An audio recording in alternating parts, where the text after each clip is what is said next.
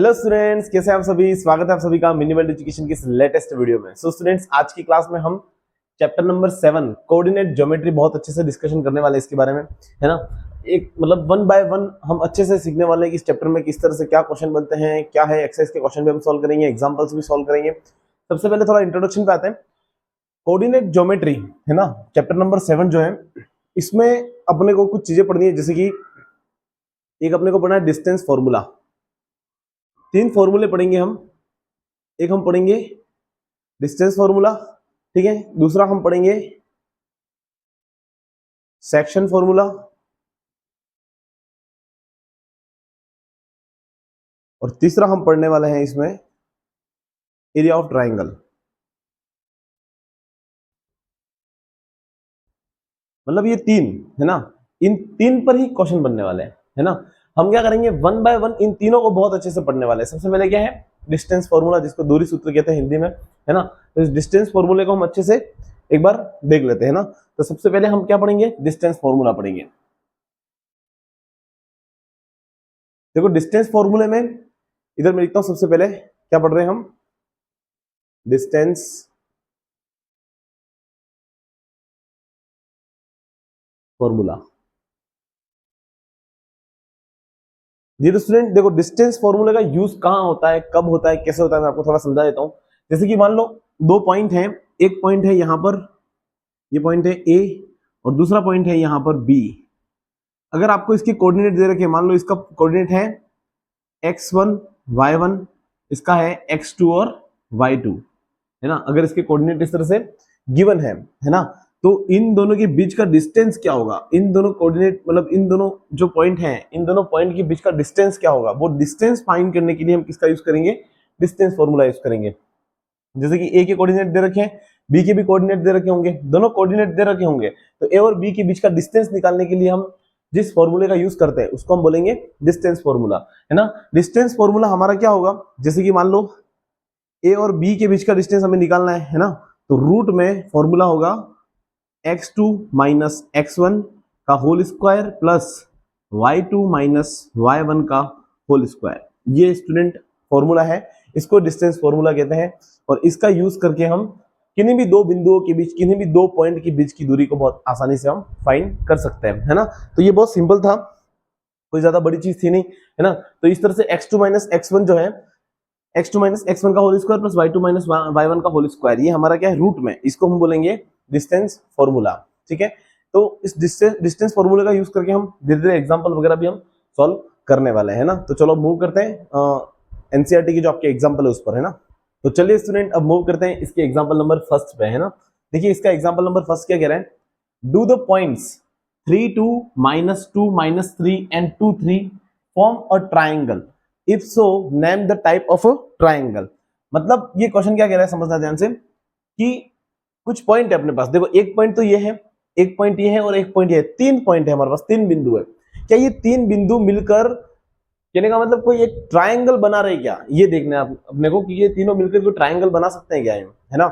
अगर ये ट्राइंगल बना भी रहे हैं तो उस ट्राइंगल का अपने को नाम बताना है कि वो ट्राइंगल का नाम क्या होगा। मतलब वो क्या इक्विलेटरल ट्राइंगल है, स्केलन ट्राइंगल है, या फिर आइसोसेलेस ट्राइंगल है ना, ये अपने को बताना पड़ेगा। तो सबसे पहले अपन चेक करते हैं कि क्या तीनों ट्राइंगल, ये तीनों बिंदु मिलकर एक ट्राइंगल फॉर्म कर रहे हैं, क्या ट्राइंगल बना रहे हैं। तो देखो मैं आपको एक बात बताता हूं, कभी भी कैसे पता चलेगा कि कोई भी 3 बिंदु मिलकर ट्राइंगल बना रहे हैं, एक बात ध्यान रखना हमेशा। जैसे कि मान लो एक एग्जांपल के साथ समझाता हूं मैं, जैसे कि मान लो ये इस तरह से एक ट्राइंगल है ना, ये मान लो एक ट्राइंगल है ना, ये ट्राइंगल है। अब मान लो इस ट्राइंगल में 3 साइड है, ए बी, बी सी और सी है, 3 साइड है। हमेशा ध्यान रखना, मान लो ये साइड 2 है, ये 3 है, और ये मान लो 4 है। कभी भी ध्यान रखना, दो साइड का सम, किन्हीं भी दो साइड का सम, किसी भी ट्राइंगल में दो साइड का सम तीसरी साइड से ज्यादा ही आता है ना। अगर किसी भी ट्राइंगल में, मतलब मैं ऐसा कह सकता हूं, अगर दो साइड का सम तीसरी साइड से ज्यादा आ रहा है, मतलब ट्राइंगल बन रहा है, वो तो ट्राइंगल है।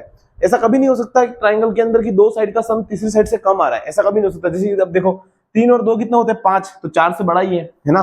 4 और 3 कितना होता है, 7, 2 से बड़ा ही है। 4 और 2 कितने होते हैं, 6, 3 से बड़ा ही है। मतलब दो साइड का जो सम होता है ना, वो तीसरी साइड से हमेशा ज्यादा ही आएगा, है ना। ये चीज समझ रहे हो आप। तो एक ट्राइंगल में ये होता है, ये फिक्स है कि दो साइड का सम तीसरे से क्या होता है, बड़ा होता है ना। तो अपन भी क्या करेंगे, अब जैसे कि अपने को क्वेश्चन जो है, इस क्वेश्चन में अपन वही करने वाले हैं। इस क्वेश्चन में अपन देखेंगे ये तीनों पॉइंट हैं, पहले तो क्या करेंगे, इन तीनों पॉइंट को लिख देता हूं। जैसे कि मैं मान लो यहाँ पर इस तरह से बना देता हूं मैं, ये हमारे पास एक ये ट्राइंगल हमने बना दिया है ना। यहां पर मैं इस पॉइंट को नाम देता हूं मैं ए, इसको बोल देता हूं बी, और इसको बोल देता हूं मैं सी, है ना। अब देखो मैं इसको बोलते हैं ए के कोऑर्डिनेट में मान लेता हूं मैं क्या है, 3 और 2 है। बी के मान लेते हैं अपन -2 एंड -3 है, और इसके कोऑर्डिनेट को मैं मान लेता हूं 2 एंड 3 है, ठीक है ना। तो मैं यूं कह रहा हूं आपके सामने, अब देखो ये पॉइंट है और ये पॉइंट है। अपन क्या करेंगे, सुनो, सबसे पहले अपन ए और बी के बीच का डिस्टेंस निकाल देंगे। डिस्टेंस फॉर्मूला यूज करके अपन इन दोनों के बीच का डिस्टेंस निकाल देंगे, मतलब ये साइड की वैल्यू आ जाएगी। फिर अपन इसी प्रकार इस साइड की वैल्यू भी निकाल देंगे इन दोनों के बीच का डिस्टेंस निकाल के। फिर अपन इस साइड का भी मतलब ये साइड भी निकाल देंगे इन दोनों के बीच का डिस्टेंस निकाल के, है ना। फिर चेक कर लेंगे अपन कि दो साइड का सम तीसरे से ज्यादा आ रहा है। अगर ज्यादा आ रहा है तो वो क्या होगा, ट्राइंगल फॉर्म कर रहा है। तो हम लिख सकते हैं yes this points are form the triangle, ऐसा आप लिख सकते हैं ना। और दूसरी चीज, अगर तीनों साइड अगर सेम आ रही है तो अपन कहेंगे ये इक्विलेटरल है। अगर तीनों साइड अलग अलग आ रही है तो अपन स्केलन बोलेंगे। दो साइड सेम आ रही है, एक अलग आ रही है तो हम बोल सकते हैं आइसोसेलेस ट्रायंगल है ना। तो अपन चेक करते हैं। सबसे पहले मैं डिस्टेंस निकालूंगा ए और बी के बीच का, है ना। तो मैं लिखता हूं A and B, A B, है ना। ए बी का डिस्टेंस कैसे निकालेंगे, फॉर्मूला हमारे पास क्या है, x2 माइनस x1 का whole square plus y2 minus y1 का होल स्क्वायर, है ना। x2 माइनस x1 का whole square plus y2 minus y1 का होल स्क्वायर। तो a b is equal to क्या हो जाएगा हमारे पास, रूट में, बताओ। देखो x2, एक काम करते हैं, इसको आप बोल दो, इसको x1 बोल देते हैं, इसको y1 बोल देते हैं, इसको x2 बोल दो, इसको y2 बोल दो, है ना। क्योंकि इन दोनों के बीच का डिस्टेंस निकाल रहे हैं a b, तो इनको ही हमने x1 x2 और y1 y2 बोल दिया, ठीक है। अब देखो x2 की जगह कितना है, -2, तो यहाँ पे मैं कितना लिखूंगा, माइनस का 2 लिखूंगा, ये फिर माइनस आगे माइनस लिखूंगा। x1 कितना है हमारे पास, 3 है, तो इसको मैंने लिख दिया 3, इसका होल स्क्वायर हो गया, प्लस y2 की वैल्यू बताओ, y2 की वैल्यू कितनी है, माइनस का 3, तो इधर मैं लिखूंगा माइनस का 3, ठीक है। फिर ये माइनस है तो इधर मैं माइनस लिखूंगा। फिर y1 हमारे पास कितना है 2, और इसका क्या हो जाएगा, होल स्क्वायर हो जाएगा। आई होप आपको समझ में आ गया होगा, मैंने कुछ नहीं करा, यहाँ से सिर्फ वैल्यू यहाँ पे पुट करी है ना। अब देखो ए बी बराबर कितना हो जाएगा, रूट में -2 और -3 कितना होगा, माइनस का 5 हो जाएगा, इसका स्क्वायर प्लस -3 और -2 यहाँ भी कितना हो गया, माइनस का 5, इसका भी क्या हो गया, स्क्वायर हो गया। तो ए बी बराबर कितना आ गया हमारे पास, -5 का स्क्वायर कितना होता है, 25 होता है, प्लस इधर भी -5 का स्क्वायर 25 हो जाएगा, रूट में मतलब हमारे पास कितना आ गया, रूट में 50 निकल के आ गया, है ना। तो हमारे पास ये वैल्यू कितनी निकल के आई, रूट में 50 निकल के आई, ठीक है। इसी प्रकार हम अब बी और सी निकाल लेते हैं ना। बी और सी की वैल्यू निकालेंगे, बी सी की वैल्यू यहाँ पे निकाल देता हूं मैं, चलो B C is equal to वही फॉर्मूला लगेगा हमारा, रूट में क्या, x2 माइनस x1 का whole square plus y2 minus y1 का होल स्क्वायर, है ना, इस तरह से। तो देखो कैसे निकालेंगे, अब की बार बी सी निकालना है ना, तो अपन एक काम करते हैं, अब इन दोनों को लेंगे बी और सी, ये बी सी है ना, तो इसको हम x1 बोलेंगे, इसको y1 बोलेंगे, इसको x2 बोलेंगे, इसको y2 बोलेंगे। बस वही, कुछ नहीं करना है, वैल्यू पुट करनी है अंदर, क्या हो जाएगा, रूट में, देखो रूट में क्या होगा, x2 हमारे पास कितना है, 2 है, तो इधर मैं लिखूंगा 2 माइनस x1 कितना है हमारे पास, -2 है, इसलिए -2 मैंने लिखा। देखो ध्यान रखना, यहाँ पे बहुत समझने वाली बात होती है। क्या होता है, ये माइनस तो मैंने लिखा, लेकिन x1 की वैल्यू भी माइनस में है। देखो x1 की वैल्यू भी माइनस में आ रहा है, इसलिए मैंने माइनस फिर से कोष्टक में छोटे ब्रैकेट में फिर माइनस लिखा है मैंने, है ना। तो इस बात का ध्यान रखना है। फिर ये स्क्वायर हो जाएगा, प्लस y2 की वैल्यू देखो, y2 की वैल्यू कितनी है, 3 है, ठीक है। फिर माइनस लगाएंगे, और y1 की वैल्यू हमारे पास है माइनस का 3, यहाँ पे फिर मुझे ब्रैकेट में -3 इस तरह से लिखना होगा, है ना। इसका भी क्या हो जाएगा, स्क्वायर हो जाएगा, ठीक है। इसको सॉल्व करेंगे, यहाँ पे सॉल्व कर देता हूं मैं इसको, है ना, इसको यहाँ पे सॉल्व कर देंगे हम। क्या हो जाएगा, देखो रूट में बी सी बराबर, रूट में क्या आएगा, रूट में आएगा हमारे पास 2 + 2, है ना, इसका स्क्वायर हो जाएगा, है ना। कैसे हुआ, 2 माइनस माइनस प्लस हो गया ना, तो माइनस माइनस प्लस हो गया, इसलिए हमने 2 लिख दिया, इसका स्क्वायर प्लस यहाँ पे माइनस माइनस प्लस हो जाएगा ना, तो 3 + 3 का इधर भी क्या हो जाएगा, स्क्वायर हो जाएगा। अब देखो कैसे सोल्व करना है इसको। BC बराबर 2 2 2 + 2 कितना हो गया 4, इसका स्क्वायर हो गया, प्लस 3 और 3 कितना हो गया 6 का स्क्वायर हो गया, इस तरह से है ना। रूट में चल रहा है ये। 4 का स्क्वायर कितना होता है 16, प्लस 6 का स्क्वायर कितना हुआ 36। 16 और 36 कितना होता है डियर स्टूडेंट, बताओ। 16 और 36 कितना होगा 52, तो वो भी रूट में हमारे पास इस तरह से आ गया। तो BC हमारे पास कितना आ गया डियर स्टूडेंट 52 आ गया, है ना। आई होप आपको समझ में आया होगा ये, है ना। अब हम देख लेते हैं लास्ट, इसको मिटा देता हूं मैं।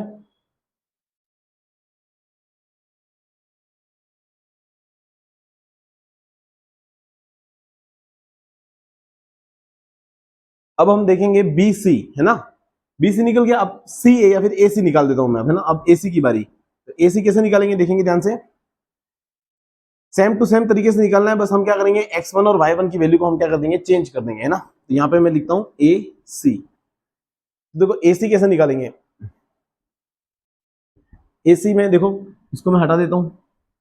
अब की बार ये हो जाएगा हमारा वापस x1 हो जाएगा, ये हो जाएगा y1 और ये x2 y2 हमारा ऑलरेडी है ही सही, है ना। अब देखो कैसे करेंगे, रूट में x2 की वैल्यू बताओ कितनी है 2, तो यहाँ पे मैं लिखूंगा 2 माइनस x1 की वैल्यू कितनी है हमारे पास 3 है, तो यहाँ पे मैं 3 लिखूंगा, इसका स्क्वायर हो जाएगा, प्लस y2 हमारे पास कितना है 3 है, यहाँ पे 3 लिखूंगा, फिर माइनस, है ना, और y1 की वैल्यू हमारे पास कितनी है 2 है, यहाँ पे कितना हो जाएगा 2 हो जाएगा, इसका स्क्वायर हो गया। तो AC बराबर हमारे पास कितना हो गया 2 में से 1 गया तो माइनस का 1 बचेगा, इसका स्क्वायर हो जाएगा, और 3 में से 2 गया तो प्लस का 1 बचेगा, इसका भी स्क्वायर हो गया। तो हमारे पास जो निकल के आएगी वैल्यू वो क्या होगी, AC बराबर -1 का स्क्वायर 1 हुआ, प्लस 1 का स्क्वायर भी 1 हुआ, तो ये हमारे पास आ गया √2, है ना।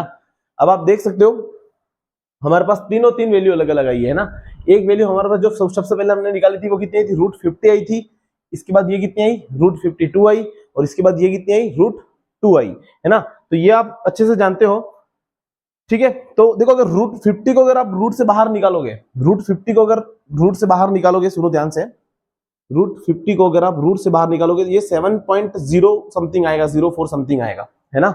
इसके बाद अगर आप √50 को 52 को अगर आप रूट से बाहर निकालोगे, है ना, तो ये लगभग 7.21 के आसपास आएगा, 7.21 के अप्रोक्स लगभग आने वाला है। और लास्ट √2 जो है वो हमारा कितना आने वाला है 1.41 के लगभग आसपास आने वाला है ना। तो ये हमारे पास रूट से बाहर निकालने के बाद की वैल्यू है ना। आप देख सकते हो तीनों वैल्यू क्या है, अलग अलग है, तीनों वैल्यू क्या है अलग अलग है। और दूसरी चीज देखो, अगर आप इन दोनों को जोड़ोगे तो इससे बड़ी वैल्यू आएगी, इन दोनों को जोड़ोगे तो इससे बड़ी वैल्यू आएगी, इन दोनों को जोड़ोगे तो इससे बड़ी वैल्यू आएगी। मतलब आप दो किन्हीं भी साइड को जोड़ोगे ना तो उसका सम तीसरे से ज्यादा ही आने वाला है। मतलब हम कह सकते हैं कि ये जो तीनों पॉइंट हैं वो क्या कर रहे हैं, ये तीनों पॉइंट जो है वो क्या कर रहे हैं, एक ट्राइंगल फॉर्म कर रहे हैं। और आप देख सकते हो तीनों साइड अलग अलग है, मतलब ये कौन सा ट्राइंगल होगा, स्केलेन ट्राइंगल होगा, है ना। आई होप आपको ये समझ में आ गया होगा, ये वीडियो आपको समझ में आ गई होगी अच्छे से। तो इस तरह से हमारा एग्जाम्पल फर्स्ट हमने अच्छे से कंप्लीट कर लिया है, इंपॉर्टेंट है एग्जाम की दृष्टि से, ठीक है ना। अब एक काम करते हैं, आज के लिए इतना ही रखते हैं, ठीक है। इसको अच्छे से रिवीजन कर लेना, अच्छे से देख लेना, एक बार वापस प्रैक्टिस कर लेना, ठीक है। मिलते हैं अगली क्लास में जिसमें हम एग्जाम्पल 2 वगैरह और इससे भी आगे के एग्जाम्पल सारे पढ़ने वाले हैं। तो आज के लिए इतना ही रखते हैं, मिलते हैं अगली क्लास में। जय हिंद, जय भारत।